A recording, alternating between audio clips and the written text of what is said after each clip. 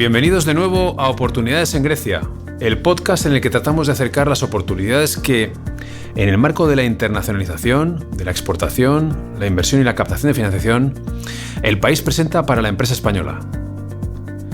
Welcome again to Oportunidades en Grecia, the podcast where we try to get business opportunities regarding exports and investments in the country, Greece, closer to Spanish companies. Today, in this our 25th episode, a big milestone by the way, we're back again with tourism. Yes, we are back to the sector for the third time due to its relevance in the country. As you probably remember, we talked here to David Gonzalez, architect and owner of a beautiful hotel in Sivnos, back in 2022. And we also talked about the sector to Evgenios Vasilikos, co-founder of the boutique hotel management company, and himself owner of hotels and member of the board at the Hellenic Hotelier Federation. Well, today we have the opportunity to tackle some of the most relevant issues in this market with Stavros Stavropoulos. Hi, Stavros. How are you? Hello, Good Jorge. to have you here. Hello, Jorge. I'm really happy to be here. This is not the first time we meet, but now we make it official. Huh? That's correct. Thank you so much for spending your time with us here and bringing some light to the audience about the sector. Stavros is the general manager at Meliá Hotels International and has a 20-plus year career in the sector, where he has participated in projects both at the seaside, Santorini and Crete, and downtown Athens, with some of the most iconic brands in the country, Greek Hotel, Wyndham, Divani, now at Meliá. Let me briefly frame the talk, and then we get quickly into the Q&A. Mm-hmm. So, briefly talking about the sector in the country, we have seen a lot of changes in the last few years, more specifically in the last 3 years, end of COVID, war in Ukraine, inflation, and after 2021, 2022, strong growth in the sector, both in number of tourists and in the income. Yes. We have also perceived a longer season, at least when it comes to Athens, the appearance of short rentals, and many other things.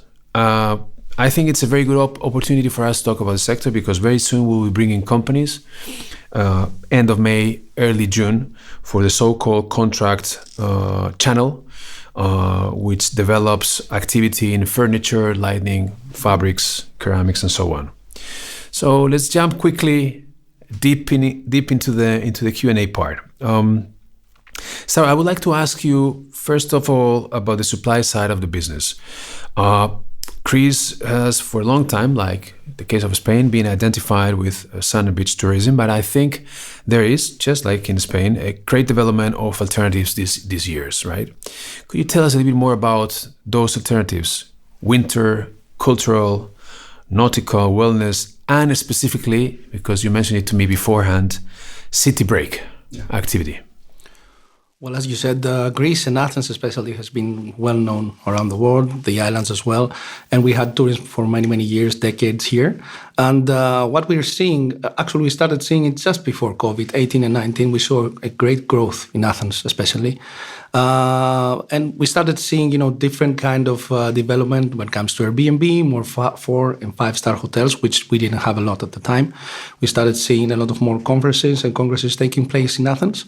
The thing is that exactly after this, let's say 18, 19, we saw that Athens was actually starting to follow the seasonality of the islands, which was like mostly May to October tourism. And especially our high season, which is May, June, and September, October, due to the fact that the people who were coming for leisure were coming at the same time where we had big conferences. So now what we're seeing after COVID, a lot more development, and we're seeing that the season, as you said, is expanding. We've surpassed 7 months. If we see the data for the last 3 years, we're seeing that January, February, March, and April are gaining a lot more than the summer months in terms of occupancy, in terms of RevPAR and ADR, which RevPAR is the most important. And we see that the city is starting to gaining a lot more travelers from both corporate, MICE, and leisure for the whole of the year. It's very important for Athens to do that, because then it's something that Athens lacks in terms of other European cities, like let's say London, Paris, Munich. We didn't have a whole season for the whole year. So this is for us the first goal. That has to do, as you said, apart from the side of beaches, which is sun and beach tourism, we're now seeing a lot more conferences which are taking place earlier in the year or later in the year. That again has to do with the fact that the prices have gone up in the high season. So, some conferences cannot follow that, or some corporate cannot follow that.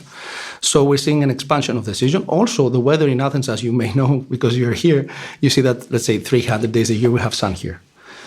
Today that we're here, the degrees is like 18 degrees, which is absolutely very important. We were mentioning that right before. Today it's February 17th, if I'm right, and we have over 15 degrees outside. So that explains why many people probably are doing city break exactly weekends already in February. Yeah, so this is the combination that we're seeing now, is the fact that there are a lot more congresses and conferences taking place. We certainly need more. There is a lot of corporate business which is coming back, not as much as we would like. Unfortunately, there is no public sector right now. We don't get reservations from public sector for a lot of years. They have minimized that. But what we're seeing is, as you said, city breaks in Athens, which is very important because Athens is defining now itself as a destination for the whole year, which was not like that, let's say, maximum a decade back. And it is very important for us to keep this mix, and diversify it as much as we can. It's very important for the city. And it's not only a work of, the sales department or us here sitting and talking. It's a work of the government, the work of the tourism department. And it's something that we're trying to do together. A work, of course, also of the municipality of Athens, which very recently we had a meeting with them as well. So for me, as you say, it's very important to develop all these different kind of tourism in order to have an expanding season for Athens. We're seeing it, but we certainly need more. Something that seems to be actually happening. Let's keep on with the supply side of the business. I will ask you more later about the broadening of the audience. Mm-hmm. You mentioned government, private sector, meeting events and leisure. Yeah. We can talk about that a little bit afterwards. But keeping on with the supply side of the business, what about the hotel capacity? Is there enough? More to come. We know that the regional distribution is quite clear. There's an important presence in Crete, in the Dodecanese, in the Aegean and the Ionian, and also, of course, in Attica, basically in Athens. How would you assess the situation? Do you think there is still hotel capacity to be covered by new incoming operators? What about the presence of international brands? What's been happening lately? Yeah, well, international brands were not present in Athens in the past. There were 2 or 3 brands. There was Hilton, Marriott, Intercontinental. Most of that was almost all of it. And then we had the leading hotels, which is a different kind of thing. Especially when we're talking about luxury and high 5-star hotels, we didn't have a lot in the past. Now we're seeing that there's a rise in 4 and 5-star hotels. And this has to do with the audience that is coming to Athens. As I told you, when you're having these hotels, like we started to have 4 Seasons some years back, some people did not expect for it to work as good as it did. But then, with the success of 4 Seasons, we're now seeing that one and only came to Athens as well, which is very important for the destination. We're also seeing in the F&B department that there are several restaurants that are opening, high-class restaurants that Athens did not have. We're actually having, I believe, somewhere around 11 to 15 restaurants which have a Michelin star. If you check 5 years back, we only one, had, I think there were 3. Or a few of them. Yeah. It was 11 years ago when I came here, there were a few of them. Very important also for Athens and for Greece in general. So for me, what is changing is that we're going to the 4 and 5-star luxury segment, which Athens lacked a lot in the past, especially for leisure. But also, what we're seeing is that we're seeing a lot more Airbnbs being made in the past years. That was something that had to do, they were actually covering the 2 and 3-star hotels, because in Athens, when we say 2 or 3-star hotel, usually they're not so well-maintained hotels. So it was like there was a lack of, let's say, accommodation, which was, a good accommodation for you to stay, something normal, after, under the 4-star hotels. So the rise of Airbnb worldwide came also here. And we saw that we had a rise in that as well. Different kind of, of people staying there, if you ask me.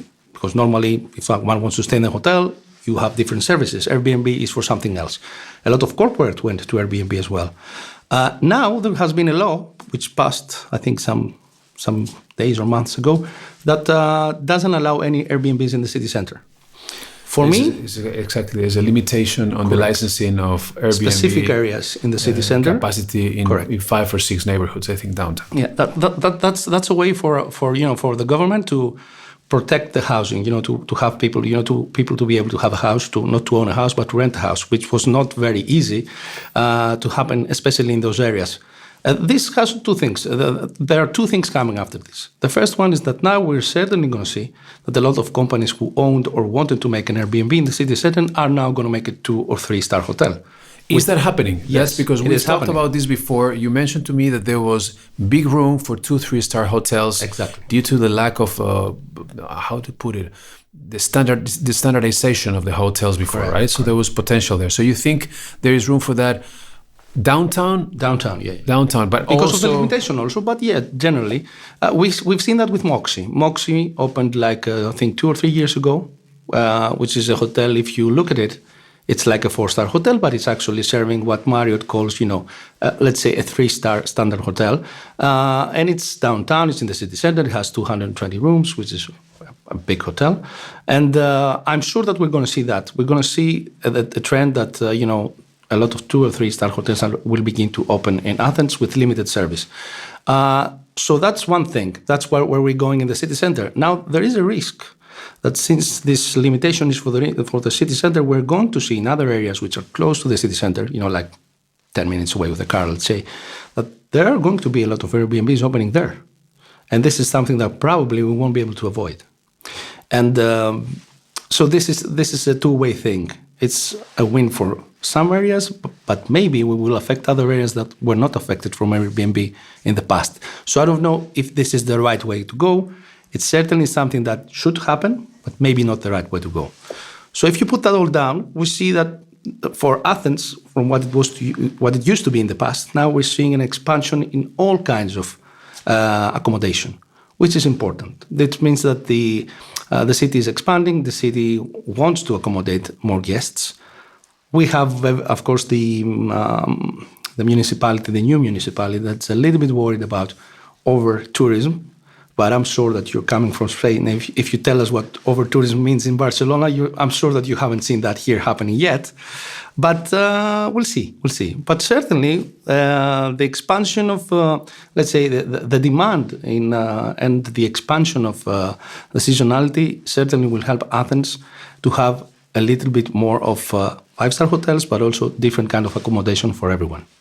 That's good news. We actually advised in our market study that there was big potential in 3-4-star hotels around the country. We said around the country, but then I talked to you and you mentioned to me the idea of the 2-3-star hotels with a certain degree level of services that could cope and compete with other things downtown, which is also good information. Let's move now to the demand side of the equation. We mentioned it, I think, when I framed the sector a little bit, and you also mentioned it. More and more tourism breaking records, I say, year after year after, I don't remember, maybe it was 2021. No, 2022, I think. The best year Athens had was 2018, 2019. That was the best 2 years they had. And I think we came back to that data in 2023. 2023. We went over that data 2023, 2024. And now we're supposed to surpass. The final data is not out yet, but we're supposed to surpass again 2023. And from what we're seeing now, 2025 will probably be an even better year. Go even farther. It's very important what I stressed before. It's not just the occupancy that's rising in Athens. Mostly, it's the fact that we're rising the ADR and the RevPAR. But that's what. Could you go on a little bit over those measures? And because I think it's very important for the audience to understand. Well, I wanted to ask you about the origin of the tourist when they come from abroad, because that gives a lot of information to those that are listening. I also wanted to ask you about the average ticket, and of course about the KPIs or the indicators that you use usually in Oreca in the channel to measure. Starting from evolution. Yeah, starting from nationalities, Athens is, I think, is no different from any other European country. Our most important guests, the most guests that we have here are from America, the US. And then we have Spain, of course. We, as a Spanish company, we have a lot of Spanish people coming. But generally, Spain is high in the nationalities of Athens. Of course, Great Britain, very important. The second most important market that we have. And then Germany and France. And then we have other, let's say, nationalities, apart from the Greeks, of course, who mostly travel for city breaks and corporate reasons. We have Cyprus, we have Israel, and we have also Australia. And everybody, I think, all around Europe are all waiting for the Chinese to come back. I don't know if this is going to happen, but a lot of people are actually waiting for the Chinese to come back. So most important, let's say, is that, maybe also Italy, but in a lower state. These are the most important nationalities that we have in the city, and they're expanding. For us, it's very important to see, in accordance with other European cities, where we are placed, not in terms of occupancy, because we have a high occupancy. The numbers say that in 2024 we were amongst the highest in occupancy, but in the ADR we're amongst the lowest. I mean, we're above, let's say, Munich and Istanbul only. We haven't managed to surpass other cities, and this is the goal for Athens, because we see in cities which are traditional tourism cities like Paris or London having an incredible ADR over the past years, which we haven't reached. But if we sit down and talk about the increase, 22 to 24, the increase in ADR has been 23%, and the increase in RevPAR has been 40%. What the acronyms mean? ADR is the average daily rate. Exactly. And the RevPAR is the revenue per available room, which is actually the most important thing that somebody looks. That's how you measure, actually. That's how you buy or you sell a hotel, actually. Yeah. So, important data. Yeah. So imagine, especially for the ADR, because the ADR is actually, the RevPAR. The RevPAR is actually has to do with the ADR and with the occupancy. There's been a 40% increase from 2022, the year which we actually started coming back from COVID, around April or so, which was not a full year. But 2022 to 2024, we're seeing a 40% increase. It's amazing. But numbers. we need to work more on that.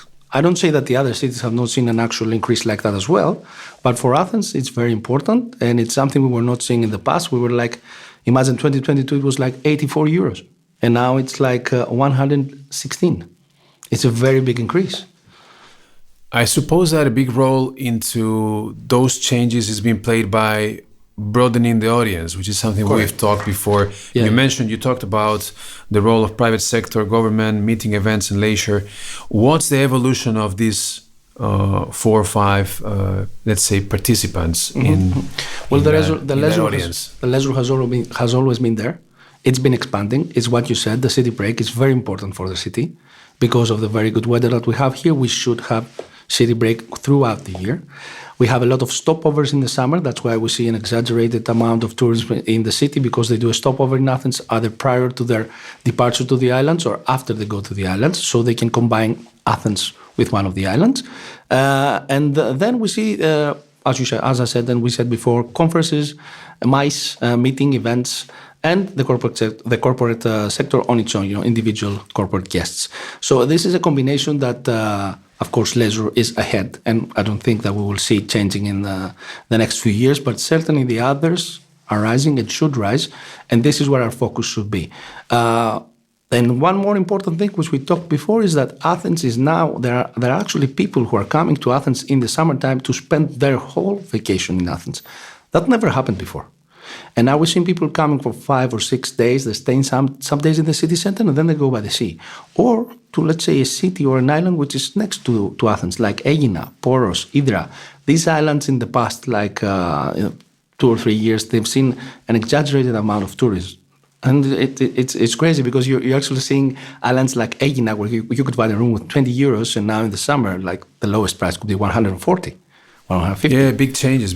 But I totally agree with you that people are more and more coming here, spend a week, spend a couple of days in Athens, and then travel somewhere close to the city. Athens, yes. Close to the city, where prices used to be a bit lower before, but have changed quite somehow. We have a lot of islands, so I'm certain that with the right, let's say, guidance from the government, and also the right selection of properties from the public sector, we can see amazing things. It's a combination that should be put on the table, because there are a lot of places which are fantastic, They need to be protected, of course, first of all.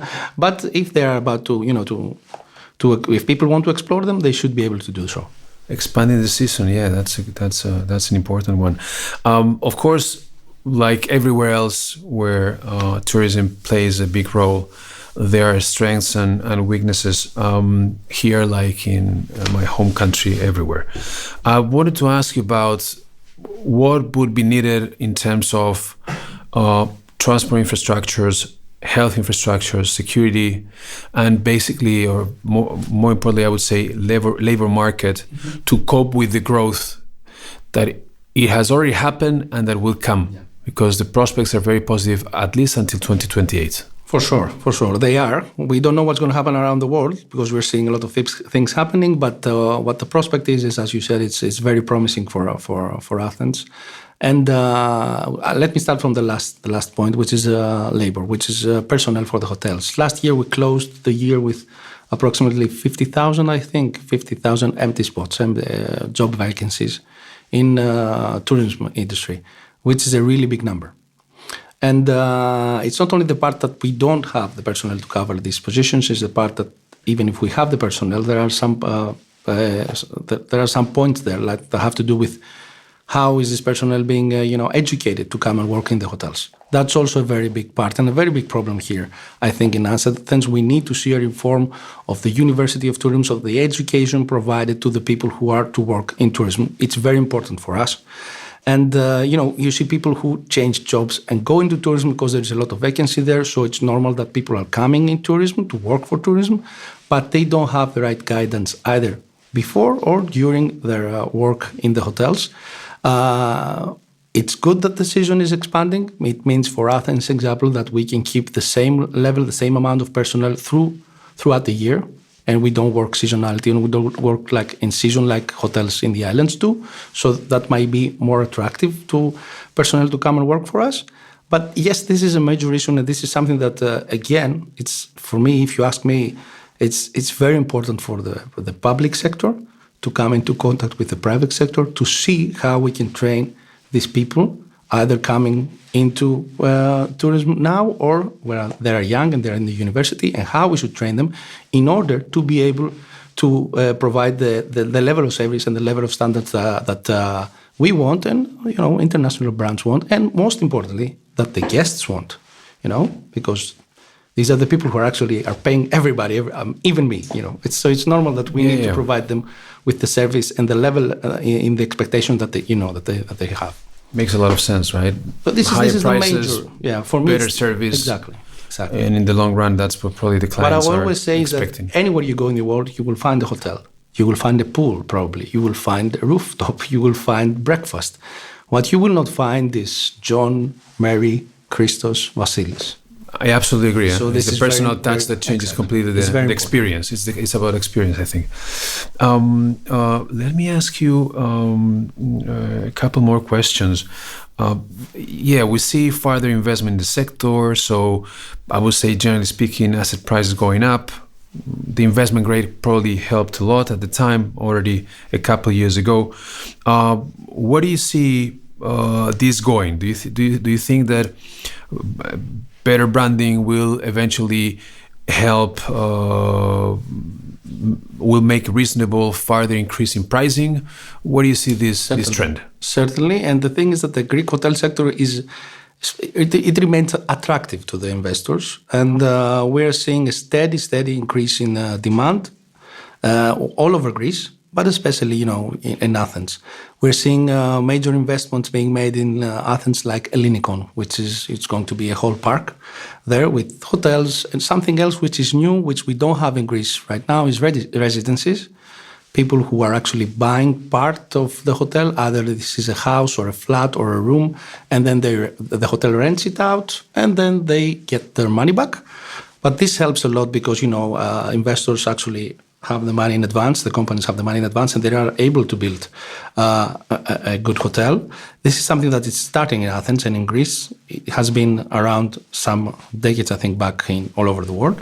Let me just jump in a second. For those that don't know in the audience, the Ellinikon project is a huge project. It's called the so-called Greek or Athenian Riviera. Correct. Which it's part of the Athenian Riviera. Part of the Athenian Riviera, which called for an investment of 8 billion. Correct. When it got started, and the delivery will happen pretty soon. We're talking about an open plan area of, I think, one of the biggest open plan areas in Europe now available, which is actually, most of it is on the sea, which is amazing that it's actually the old airport of Athens, which is being reformed now to have residences, hotels, casinos, everything. So this will certainly help the whole Athenian Riviera project that we're seeing now. And then we see other companies like Hilton. They're rebuilding their main hotel here. They're going to call it the Elysian. And it's going to be, I think, a Conrad hotel. And they're having other opportunities here in Athens, like they're opening a Curio hotel. We're seeing a lot of companies doing a lot of things. Meliá, our company, for example, they're right now looking into Athens a lot. We're looking into other areas, Mykonos, Santorini, some other areas in the mainland. And I'm sure that very soon will have news also about that, because Meliá is looking forward to expand in Athens as well. We now have a head of development which is focused only in Greece and Cyprus. We didn't have that before, which is very important because this person he's Greek, he knows what he's doing, he knows the people to talk to, which is very important here in Athens and in Greece.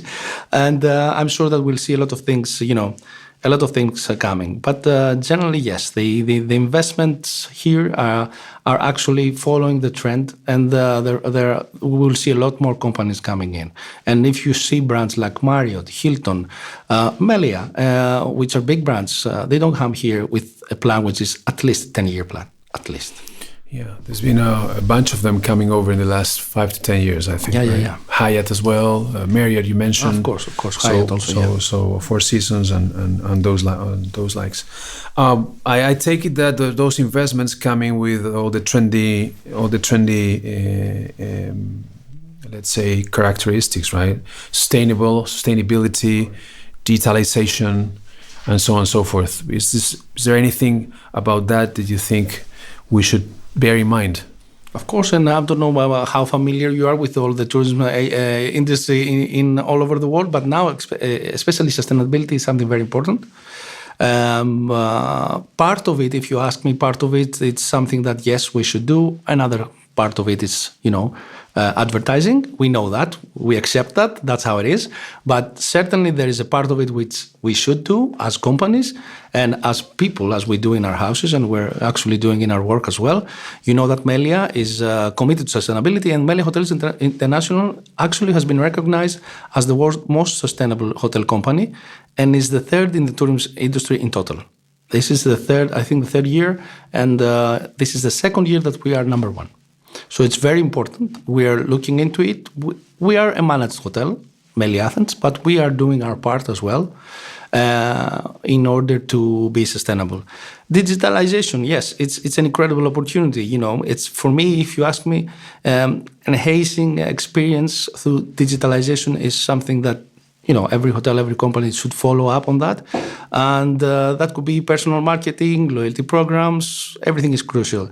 But keep in mind that you actually help the guest have an experience from the beginning, from searching the destination, booking the hotel, pre-arrival, checking in, staying, checking out, and then at the end, his total experience. So digitalization can help in all this. I hadn't thought about it that way, but it seems very, very interesting. From A to Z, huh? Yeah. It's A to Z because I'm telling you, you're a hotel, a specific country, a specific city, you do your part. But, it's a whole experience. It's not just the hotel. If you put it all down, digitalization can actually assist the guest in his experience in total. So we should follow that. But as we were saying just before this conversation, and I mentioned it also before, the human factor and the personal contact in the hotel, for me, are very important.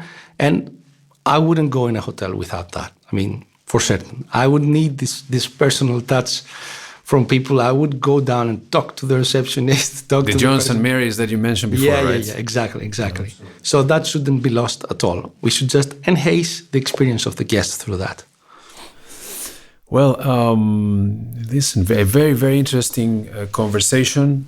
Stavros, thank you very much. Listen, I can take a ton of things, but I would just mention a few of them as takeoffs from the talk. Expansion of the season, extension of the season, and city break as a part of that. I think that it's very important to bear in mind that there have been quite some arrivals lately in the business. Mostly, as you mentioned, it was the high-end hotels at the time. You mentioned something that I didn't know, that with the high-end hotels came in also the high-end restaurants. You mentioned, of course, quite a few. We have a high-end marina now. We're actually rebuilding oral marinas around. Not only in Athens, but also in many other parts of the country. Very interesting and very important to bear in mind that we thought about 3-4 star hotels all around the country in alternative destinations. Let's say you mentioned very important 2-3 star hotels as well. Downtown Athens, probably Thessaloniki and other locations. With all the changes that are happening to Airbnb, it could be an option. I don't know if you know, I think we've talked about it before. Just a small remark, people sometimes believe that Airbnb is something that you and me go out and make. We have a house, we turn it to an Airbnb. Yes, that's a part of it. But in Athens, a report has shown that 80% of the Airbnbs in the city center are owned by a specific number of companies, which are measured in 1 or 2 hands. So it's actually companies which are actually running the Airbnbs, and they are the ones now that are probably going to turn into 3 or 4 star hotels. Okay, I understand. It could make sense, of course. We talk about strengths. Well, we talk about broadening the audience. Also very important to keep on with the growth. We talk about strengths and weaknesses. You mentioned the labor market. You talked about 50,000 positions non-covered last year, 2024, maybe even more this year. Maybe if we have some remarks on that more, another important thing for Athens, as many major cities, is security. If you ask me, we're as secure as other cities are. There are some things like pickpocketing, but I think that this happens everywhere. For me, most importantly is the municipality's part in terms of having the city clean, which is very important. Another part could be that having the city well lit at night, creating more parking spaces, because in the next few years we are actually already seeing that now. There's a lot of traffic in Athens. Although we have a really good subway system, there is a lot of traffic in the city. So and it's very hard to park. Yeah. You're completely right. We need to see how we're going to manage it with the Ellinikon. Ellinikon, keep in mind that only the people who will be working there will be more than 5,000 people. So imagine that the guests will be double or 3 times that. So we understand that could be an issue. So these are some other things that maybe the municipality should look into.